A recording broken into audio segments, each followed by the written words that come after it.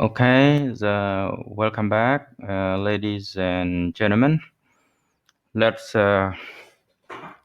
continue our lesson in this lesson, chapter 9.2c.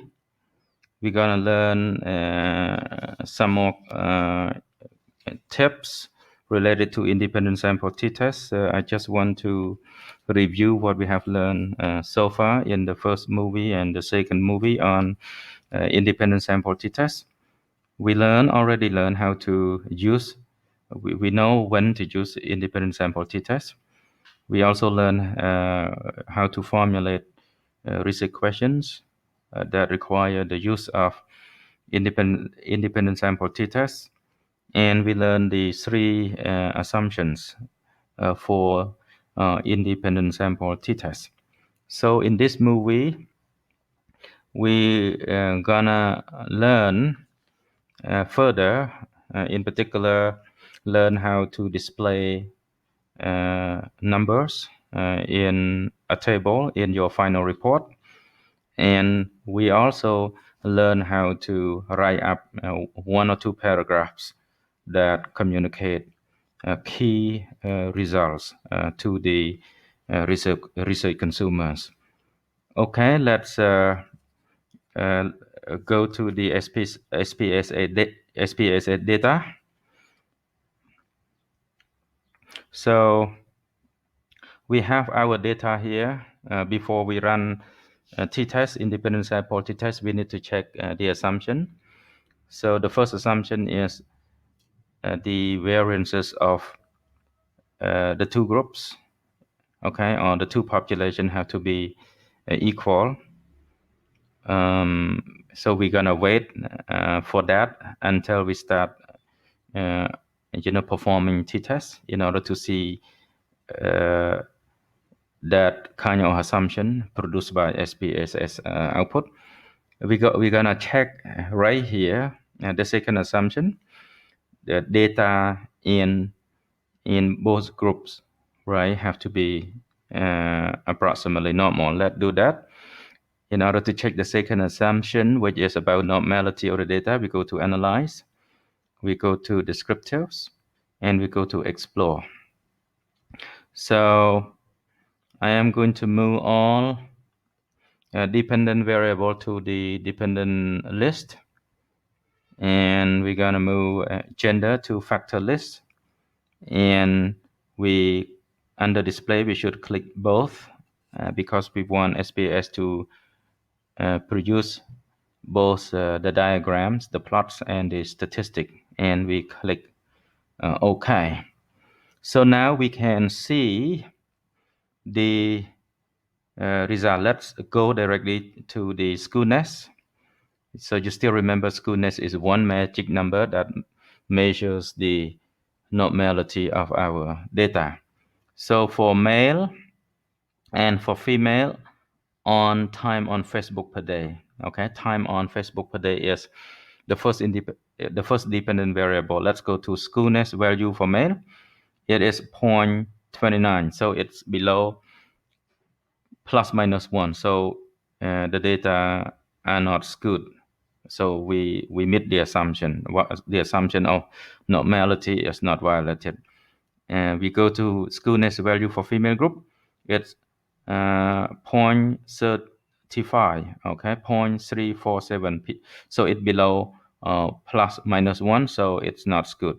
Let's go to the second variable for male group. The SchoolNest value is 0.27. Female SchoolNest value is 0.29. So both SchoolNest values are smaller than plus minus 1. So this variable is not good. So we support the second assumption. Go to the third variable. We go to SchoolNest for male and SchoolNest for female. SchoolNest for male is minus 0.15, very, very small. And SchoolNest for female is minus 0.11, also very small. So second assumptions is not violated. So we can go ahead with performing independent sample t-test in order to check in order to verify whether males and female groups in our research differ on the first, the second, and the third dependent variable. Let's do that. So in order to compute independent sample t-test, a couple of steps to perform only. We go to analyze, we go to compare means, we go to independent sample t-test. So we can basically highlight all three dependent variables to test variable box at the same time. We highlight gender, we move it to grouping variable box. We click on define group. We're gonna enter 0 for male, 1 for female because we coded 0 for male and 1 for female. We click on continue and then on OK. So this is the SPSS output. There are two tables. The first table is descriptive statistics. You can see here the mean for male is 2.35 hours versus 2.70 hours on time spent on Facebook per day. And you go to the second variable, second dependent variable, the mean hours for time spent on homework per week for boy is 3.40 versus 3.85 hours spent on homework for female.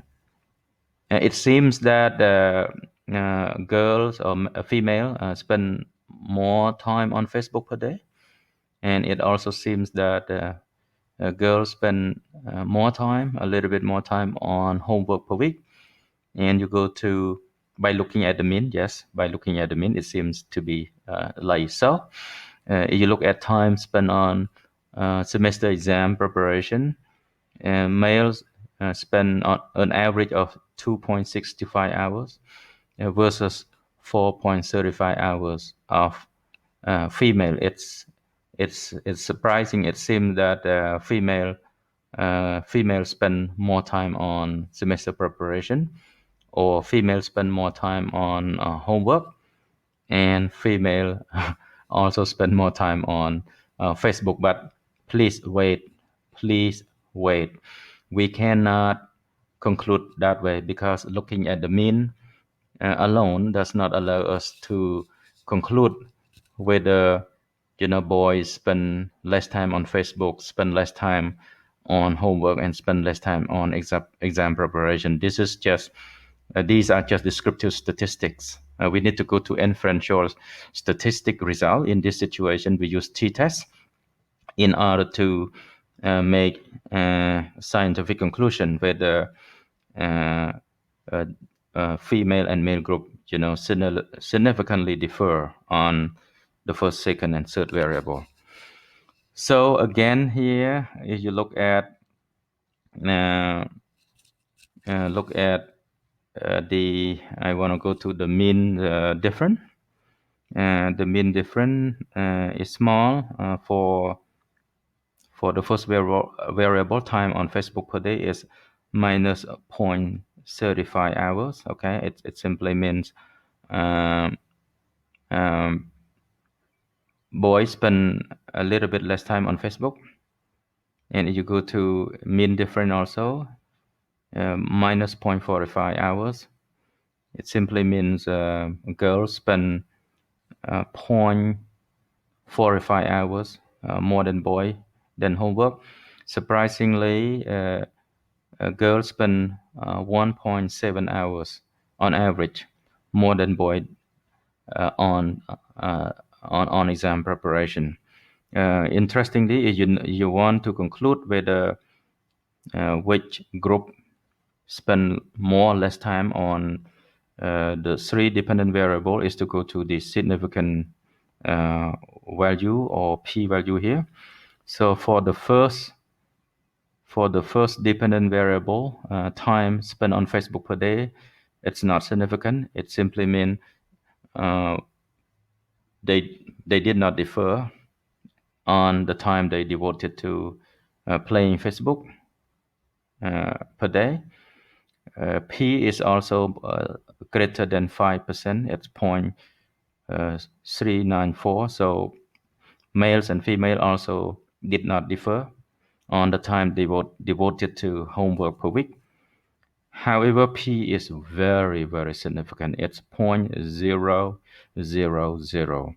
So by looking at the mean difference is so big. That's why P value is so small. So we can conclude that girls uh, uh, were devoted much more to exam preparation than boys. They spend more time on exam preparation than boys. They spend up to 1.7 hours more than boy. So right now we have the SPSS output like this. We need to we need to display data in a table in our final report. So how are you going to construct uh, tables that that are acceptable to the publisher or the research community, or follow this APA guideline? So let's go to that. As you can see, our table looks very nice like this. This is the title of the table, table 9.2. This is the table number. Font Time New Roman font 12. Enter a space. And this is the table title. It must be italicized. And for independent sample t-test or t-test that compare groups like this, we start with comparison of, okay? Comparison of group 1 and group 2, male and female university student on, and then dependent variable 1, 2, 3, something like that, on time spent on Facebook, on homework, and on exam preparation. And n equals 20 males and 20 female. So that's how we construct the title. And then we have variable, mean, standard deviation, T, degree of freedom, p-value, and the effect size, D. We're going to learn how to compute the effect size D in the next movie 9.2D. So you see all these statistics italicized. They must be italicized. So variable here, there's a line above the heading, and there's another line below the heading. And the third line is this one that closes the table. So under variable, you have variable 1, time on Facebook, and then group 1, group 2, in this instance, male, female. Variable, dependent variable 2, and then group 1, group 2. Dependent variable 2 and group 1, group 2. I want you to check to make sure that group 1 and group 2 are further indented here. You see, further indented. Very, very nice, eye-catching, look of the table. And after that, you're gonna have mean, standard deviation, T, degree of freedom, P, and effect size D. Here, mean for males on time on Facebook is 2.35 versus 2.70. So I want everyone to pay attention to the position of the means and the standard deviation. So basically, they are on the same line or the same row as the group. Okay. However, if you look at T value, degree of freedom, P value, and the effect ID, they are positioned on the same row, on the same line as the dependent variable. And this principle apply to all the data, okay, the numbers here. That's number one. Number two, I want you to look at the number of decimals. Two decimals, okay, 0.85, 0.40, 2.65, 2.35, and standard deviation also the same rule apply. My 0.82, 1.82, 1.46. So we use two decimals for mean and standard deviation, and this rule also apply to the t-value. For example, the t-value for time on homework for males and female group is minus 0.86, only two decimals. I'm sorry if I somehow made you a little bit feel little. Two decimal mean 0.86. Three decimals gonna be like this, 0.865. So T, please use the minus or the plus sign, minus, minus sign if SPS outputs, produce such minus sign, but you don't need to put a plus sign. Plus, just 0.86 means plus sign. Minus 0.86 have to be written as like this. Degree of freedom is you just copy them from the SPS output. This is an exception. You look at, everyone please look at the p-value for the three dependent variable, 0.387, 0.394, 0.001. So the research community agrees that p-value can be exactly the same as the SPS output, and it is written in three decimals. So this is the FXID, also two decimal.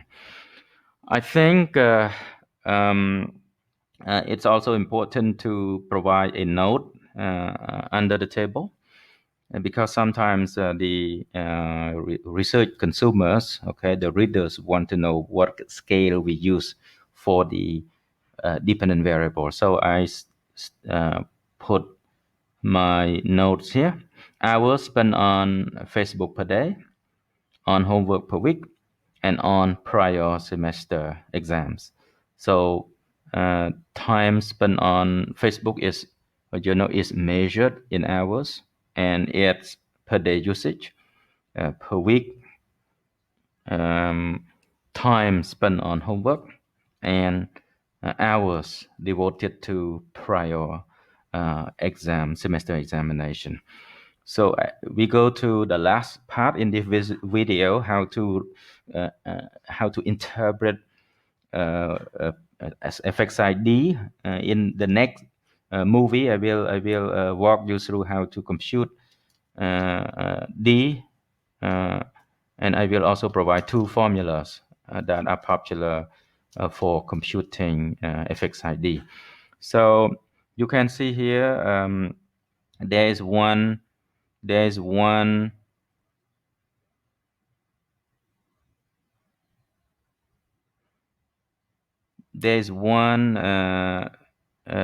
dependent variable that is significant, 0.001, and the effect size is 2.18. So this is how we interpret the result. D from 0.20 to 0.50, the difference is from small to medium. D from 0.50 to 0.80, the difference between the two groups is from medium to large. D from 80 to 1, the difference is from large to very large. D equal 1 or above 1, the difference between the two groups is very, very large. In our instance, the difference between males and female group on time devoted to exam preparation is super large. If we look at the mean, it's so different. Females devoted up to 1.70 hours to the exam, semester exam, then male group. So, ladies and gentlemen, we are done with all of this. Let's go to the report writing. I want to read this report that I prepared. This is the first draft only. I'm not so satisfied with the content and the language used yet, but this is the first draft. I hope this helped. Table 9.2 shows that males were significantly different from females on time spent on semester 1 exam preparation, P equals 0.019. Looking at the two group means, we can see that the average amount of time spent on exam preparation of male students, mean equals 2.65, is significantly lower than the time of female students, means equal 4.35 hours. The difference between the mean is 1.70 hours. The effect size D is 2.18, which is very large. Males did not significantly differ from females on time spent on Facebook, P equals 0.387, and time on homework, P equals 0.394. So this is how we construct, how we write up, a paragraph or two in order to present key results to the audience, to the readers. I hope you're gonna read this report over and over again in order to get to the bottom of the substance of this report, and so that you can construct your own report that communicates your final research results to the research consumers. So thank you. I'll see you in the last movie for independent sample t-tests.